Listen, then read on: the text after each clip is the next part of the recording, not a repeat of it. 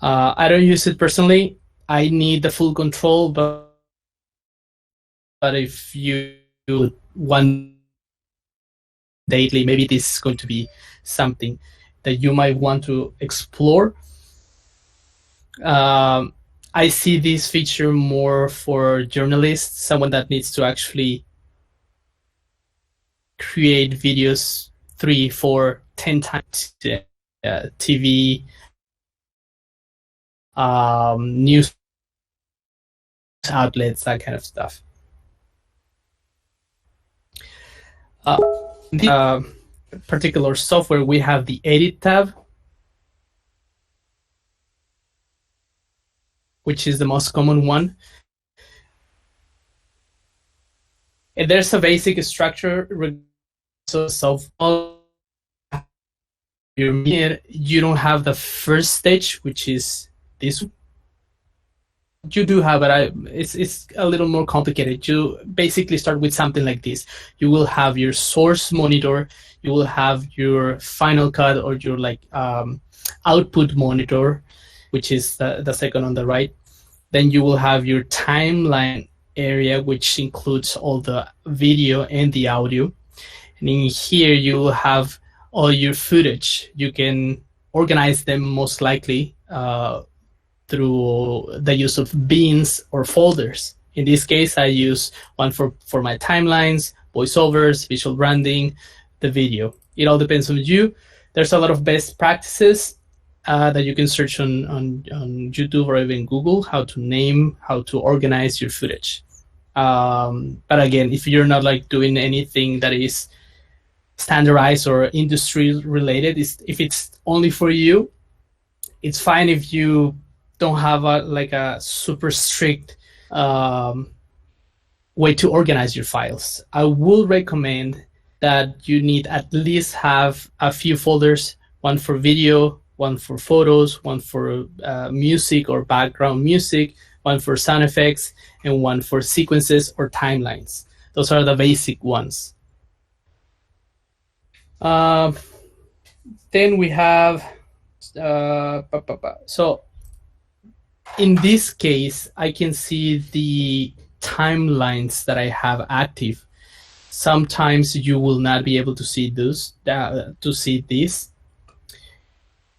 And if I'm not mistaken, you can actually create new ones either by here or by here, if I'm not mistaken.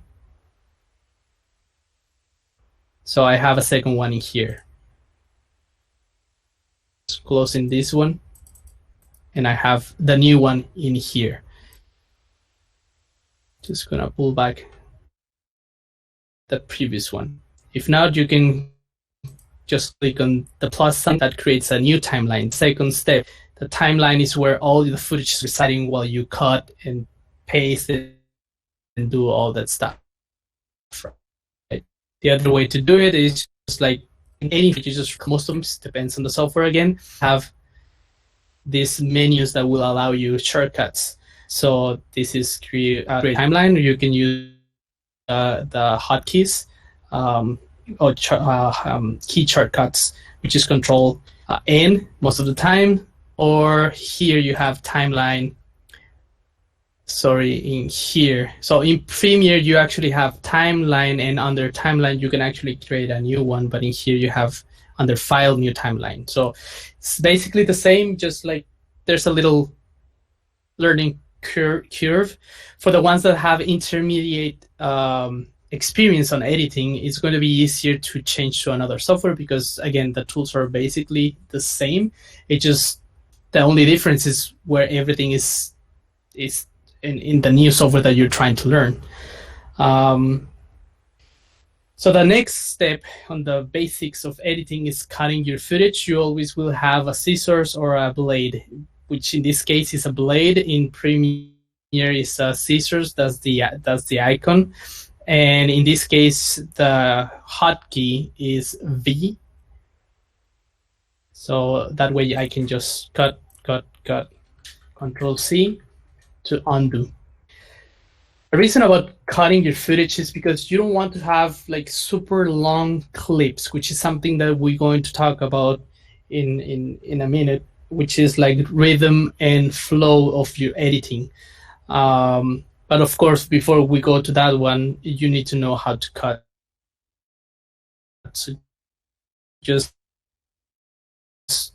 choose your tool that is gonna have that in place. Yeah, move that in and out on the timeline. It will not move, but that again is an advanced feature. Let me see if I can just do a duplicate of this one so I can mess it up, and we can play a little more on this one.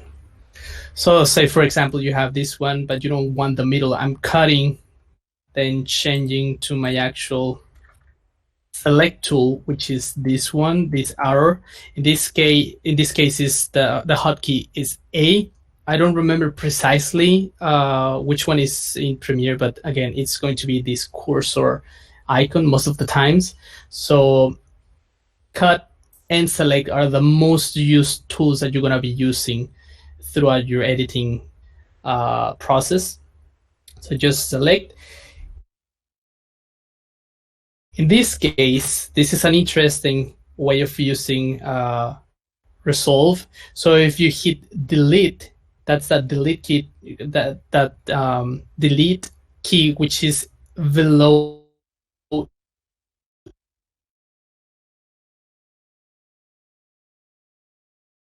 insert in a standard keyboard. That will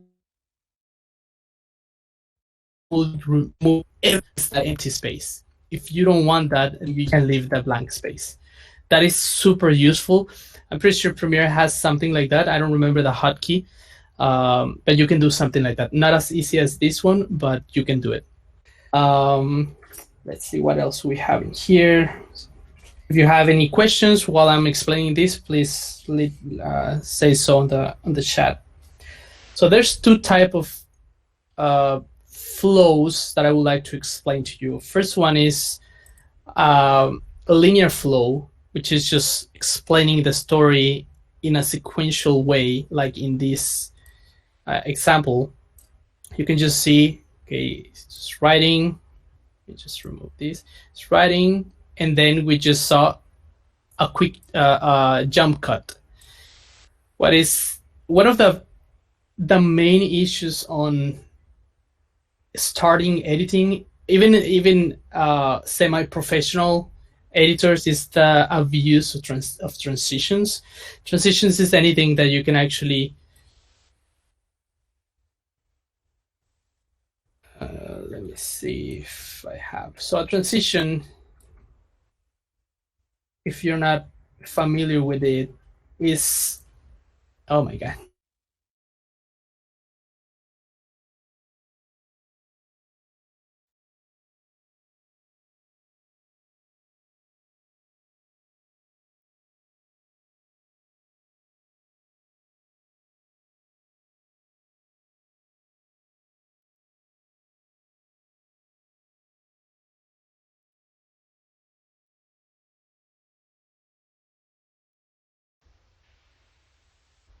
Emmanuel? All right. What up? Oh, sorry, Susan, we lost you for a few minutes. Yeah, it just crashed. I don't know what happened. It just like crashed. Like, I don't know what happened. So what was the last thing you actually heard from me? It was about the transitions. Okay, so it was not a lot. Okay, so let me just like jump into the project again. So any questions so far? None, thank you. All right. If this is like way too basic, again, it's just like to cover the basics for the ones that say like they have no experience at all. Then we're gonna move on to a more advanced situation. I think I might be having a little issues with the performance of my computer, because somehow DaVinci Resolve is just like taking a lot of, well, actually it's Google Chrome that is taking a lot of resources. Let me try that again. So I was saying, before I can share the screen, I will not recommend using a lot of transitions because it's so distracting. A direct cut or a jump cut, which is just like clip A, click B, just a straight one to the other, is way better. It's easier and cleaner most of the times. So yeah, it's somehow I cannot start DaVinci Resolve. It just like crashed. It has to be. It's something to do with Google Chrome. Give me 1 minute. Okay, now it's starting. Let's see. So I'm gonna jump into the questions that Jenny and Ron left before the meeting, so we can move on to that one while Resolve starts. So one of them was, apart from Photopea, Canva, is there other tools that we can... Oh my God, it's not loading.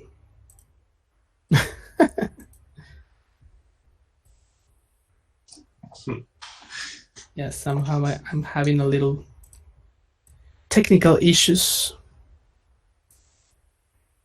Let me reload this one.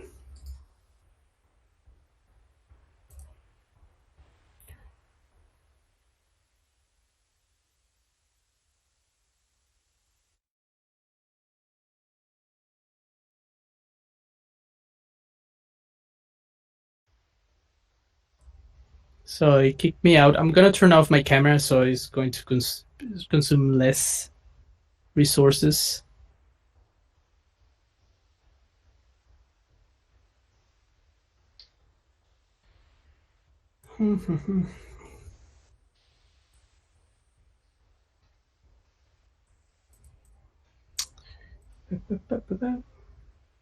Sorry about this, guys. Usually there's no issues, but you know, Murphy's Law. Maybe because there are 12 of us in right now. Yeah, right. Emmanuel. I don't think that should be an issue. Somehow it's just like consuming all my CPU and my memory, and my computer is fairly powerful, so that shouldn't be an issue. It is something to do with Google Chrome. Okay. So yeah. Maybe it's one of those Windows updates. Could be. Surprise. Could be. Let me just clean up. It starts downloading. Yeah. Let me try and load up the questions again. So Jenny, do you remember your question? I think you were asking about if Photopea or Canvas is one of the only options, or what other options should I recommend for photo manipulation or photo editing? Is that correct? Yes, that's right, Emmanuel. Because the one that I'm managing, they are not, let's say, knowledgeable in terms of tech stuff. So I was trying to find a way that are very basic, where they need not to have those kind of skills to be able to do it. Yeah.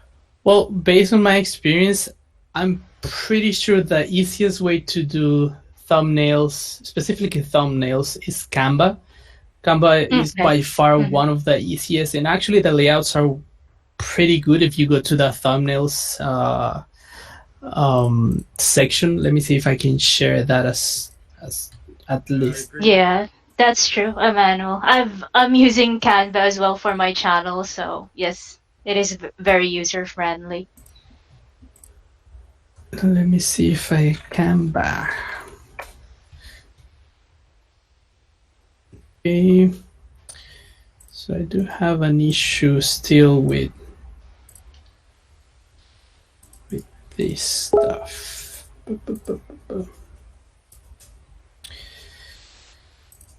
Sorry about the tech issues. No worries. Thank you, Emmanuel.